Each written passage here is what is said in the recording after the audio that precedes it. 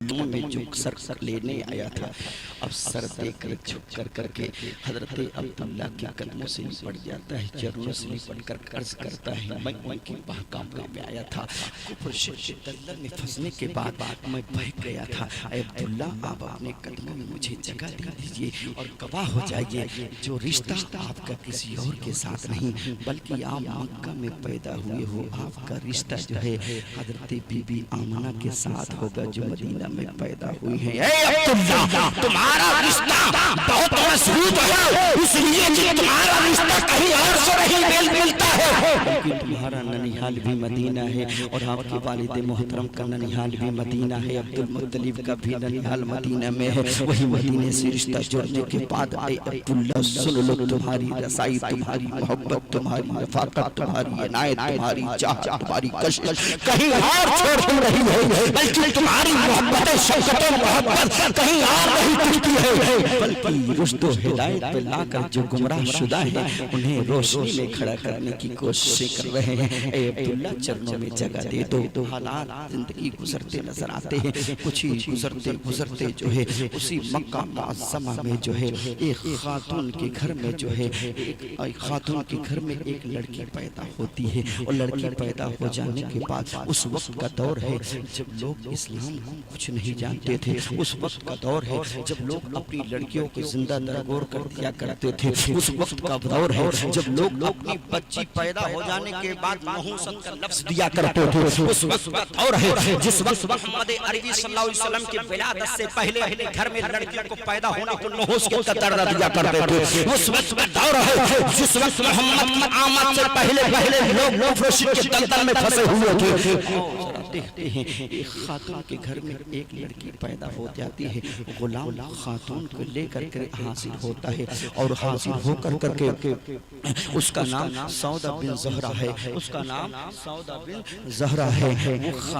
وہ خاتون کے گھر میں لڑکی پیدا ہوتی ہے، غلام لے کر گود میں باپ کے سامنے حاصل ہوتا ہے، حضور یہ اس کا رنگ کالا ہے، یہ حضور اس کا رنگ جو ہے اس کی آنکھیں نیلی ہے، حضور کرم فرما دیجئے، حضور کرم فرما دیجئے، لڑکی تو کالی کلوٹی پیدا ہوئی ہے، لڑکی تو جس کی آنکھیں نیلی ہیں، بتاؤ کیا اسے کیا کیا جائے؟ تو نوجوان باپ نے کہا تھا، جلال باپ نے کہا تھا، کمینہ باپ نے کہا تھا، نہنجار باپ نے کہا تھا، اگر یہ کالی کلوٹی جو ہے کالی کلوٹی جو ہے میرے گھر میں لڑکی پیدا ہوئی ہے، اسے لے جاؤ، لے جا کر اسے قتل کر کے مٹی کے نیچے مٹی کے نیچے دفنا دیا جائے اور دفنا کر اس کی مٹی کے ذرات کو میرے گھر میں چھڑکاؤ کر دیا جائے، اتنا کہنا تھا، تبھی تو غلام لے کر اس خاتون کو اس لڑکی کو لے کر کے اسی وادی میں پہنچا جہاں چاروں طرف سناٹا چھایا ہوا تھا، جہاں چاروں طرف انسان کی انسانیت نہیں پائی جا رہی تھی، جہاں چاروں طرف کوئی مکان نظر نہیں آ رہا تھا، جنگل کی اسی وادی میں لے کر کے وہ غلام پہنچتا ہے، غلام پہنچنے کے بعد ایک چھوٹی سی بچی ہے، اسے گڈھا کھودتا ہے، مٹی نکالتا جاتا ہے، مٹی نکالتا جاتا ہے، مٹی کو نکالنے کے بعد تھوڑی دیر کے بعد جب قبر تیار ہو جاتی ہے، جب قبر تیار ہو جانے کے بعد نیچے اسی قبر کے اندر اسی بیٹی کو جو ہے اسی بچی کو جو ہے دفن کرنے کی کوشش کرتا ہے، لے جانے کی کوشش کرتا ہے، قبر کے اندر اتارتا ہے، تب تک کی آواز آتی ہے، رب ذوالجلال کی طرف سے آواز آتی ہے، پروردگار عالم کی طرف سے آواز آتی ہے، اے سن لے اس کا باپ آپ ہی ہے لیکن تو اس کا غلام ہے، ذرا رحم کر دو، اس بچی کو بچا لے، یہی بچی ایسی بچی ہوگی جس کی رگوں کو دیکھ کر کے جس کے ہاتھوں کی پیشانی کو اور جس کے ہتھیلیوں کی رگوں کو دیکھنے کے بعد نشاندہی کرے گی، اس کے گھر میں لڑکا پیدا ہوگا یا لڑکی پیدا ہوگی، یہ کیسی زندگی کاٹے گا، یہی چیزیں بتاتی نظر آئے گی، وہ غلام کی آواز پہنچنی تھی، وہ مٹی کو ڈالنے کی کوشش کرتا، کبھی مٹی ڈالتا، غیب سے آواز آتی رک جاتا، پھر مٹی ڈالتا، آواز آتی رک جاتا، پھر مٹی ڈالتا رک جاتا، آخر کار اس نے اس لڑکی کو قبر کے اندر سے نکالا، گود میں لیا، وہ جا کر کے ایک زمانہ تک پالتا رہا، وہی بیٹی جوان ہوتی ہے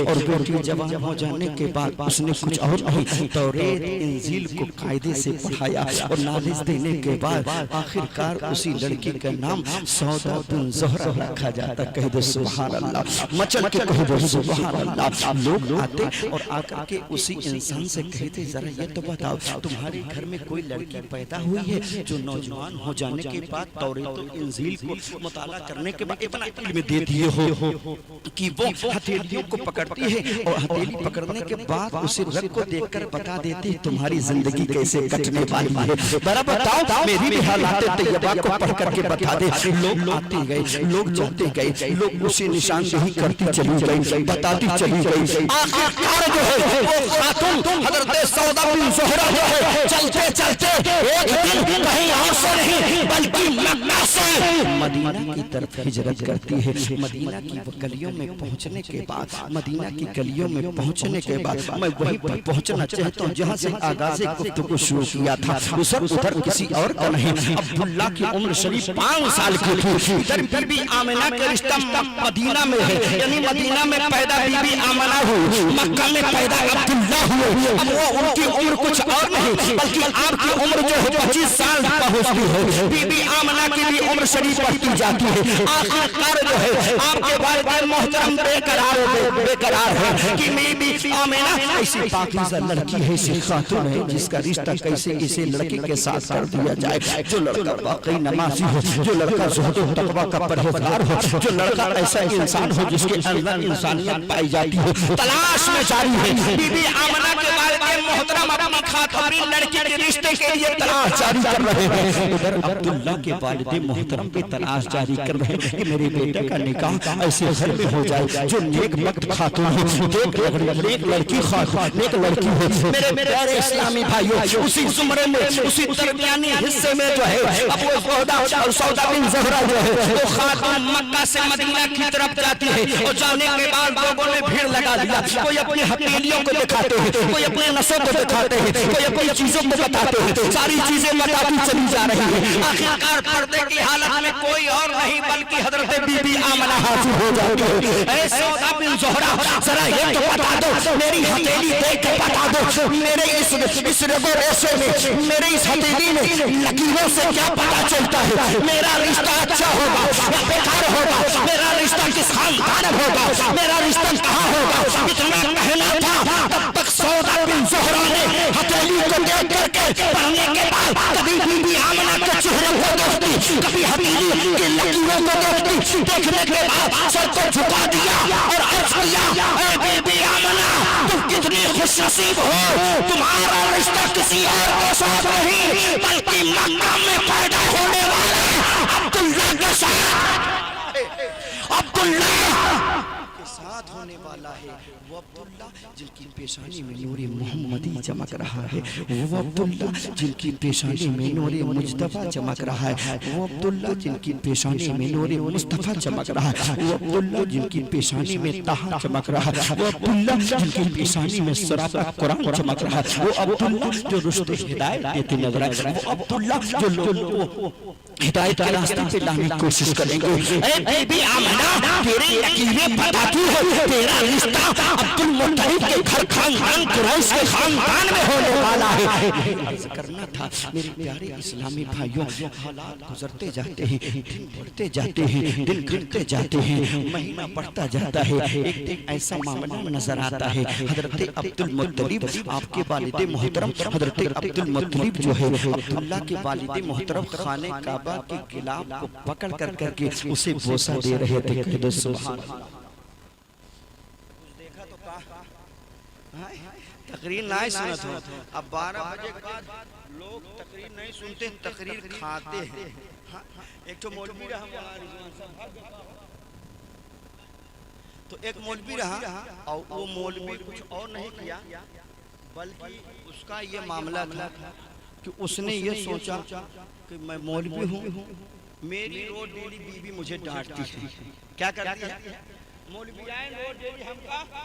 ڈانٹا تھی, مولویان ہم کا روز ڈیلی کوسا تھی. تو मौलवी ने देखा आओ न देखा ताओ, सवेरे बोरिया बिस्तर बांधे कमाए के लिए चल पड़ा। और जब मौलवी कमाए के लिए चला, ऐसी जगह पहुंचा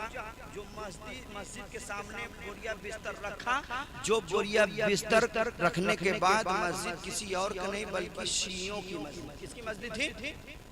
किसकी मस्जिद? शियों की मस्जिद थी। अब वो गवाह मौलवी वही बोरिया बिस्तर रखे और फजर के अजान हुई, फुकार मार के रोएला,